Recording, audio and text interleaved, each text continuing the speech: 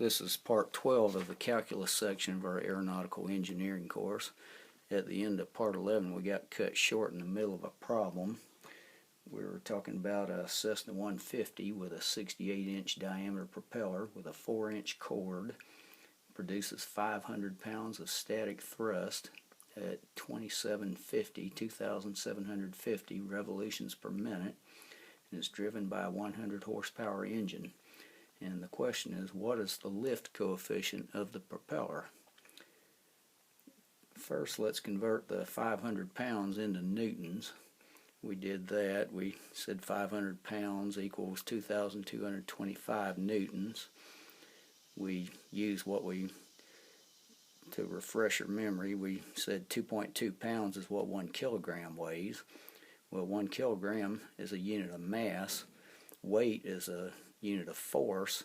So to figure out what 1 kilogram weighs, you have to multiply it times the acceleration due to gravity, which is 9.8 meters per second squared. So 1 kilogram times 9.8 meters per second squared is 9.8 kilogram meters per second squared, which is commonly referred to as 9.8 newtons. So if 2.2 pounds equals 9.8 newtons, well then 4.45 newtons equals 1 pound. You have 4.45 newtons per pound. And we have 500 pounds of thrust, so 500 pounds times 4.45 gives us 2,225 newtons of force. And we figured the area of the propeller. In this particular case, it was a 4-inch, had a 4-inch cord, 4 inches from the leading edge to the trailing edge of the propeller. So we multiplied that times 2.54 centimeters per inch, multiplied that times 1 meter per 100 centimeters, and we got 0.1016 meters. That's what 4 inches is. We said our 34-inch radius, it's a 68-inch diameter propeller, so its radius is 34 inches.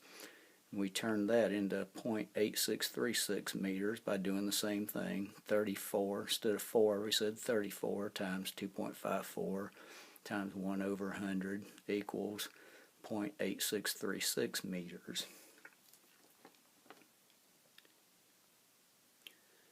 Our propeller tip speed is 249 meters per second. We determined that by taking our 2,750 revolutions per minute, multiplying that times 2 pi to give us our radians per minute, multiply that times our radius, our 34 inches, which is 0.8636 meters, to give us our circumference per minute, our distance around the circle at the propeller tip. And we divide all that by 60 because we want to turn all these revolutions and radians and distance per minute into distance per second. So that gives us 249 meters per second when you multiply that all out. Okay, remember in part 11 we derived this formula for our 4-inch propeller. We said the lift was the coefficient of lift times the air density times the width of the cord of the propeller, which is 4 inches, times the tip speed squared times the radius over 6.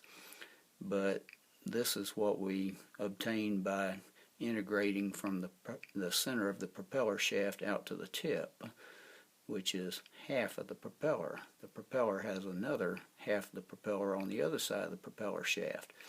So the lift of the whole propeller is 2 times all this.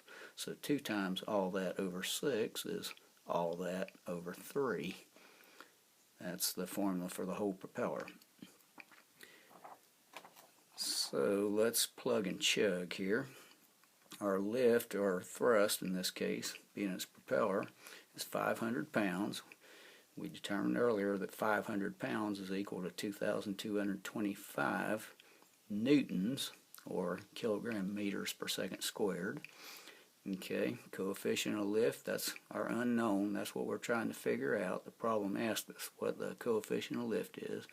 Air density, we're going to assume that we're at standard temperature and pressure, 59 degrees Fahrenheit, 15 degrees centigrade, and standard pressure I think is 29.92 inches of mercury, something like that. But anyway, it's not too hot, it's not too cold, just your typical day. The air density is 1.225 kilograms per cubic meter. Okay, there's the chord of our propeller, 4 inches, which we figured was 0.1016 meters. Okay, our tip speed squared, we figured our tip speed was 249 meters per second, so all that in parentheses squared, times the radius of our propeller, 34 inches, was 0.8636 meters. So we have kilogram meters per second squared equals coefficient of lift times kilogram meters cubed. Let's see. Plus more meters there, meters to the fourth over meters to the third, which is kilogram meters per second squared. So our coefficient of lift is just going to be a plain old number with no units. It's not kilograms, it's not seconds, it's not hogs per pin, it's just a plain old number. So we divide all this out, and coefficient of lift equals that divided by all that, which gives us, well, 2,225 kilogram meters per second squared equals our coefficient of lift times all that, which is 2,221 kilogram meters per second squared. Well, for all practical purposes, that is equal to that. So our coefficient of lift is that divided by that, which is 1. What if all of the area of our propeller was concentrated at a point 19.63 inches from the center of the propeller shaft, or 57.7% of the way from the center of the propeller shaft to the propeller tip? Well, you may be wondering, what kind of off-the-wall question is that? Well, after we get the answer, you'll see why I asked you such an off-the-wall question, but first let's go ahead and figure it out. Okay, we know our tip speed is 249 meters per second, so the speed of our area that we're assuming is all at this spot, 19.63 inches from the center of the shaft. The speed of that is going to be the tip speed times 19.63 over the radius of the propeller, which is 34 inches. So that divided by that times that gives us 144 meters per second. Okay, the area of our propeller is the 4-inch chord times a 68-inch diameter, which is 260 or 70 or 80 square inches, something like that. Anyway, it's 0.175 square meters. Here's how we figure that out. Oops.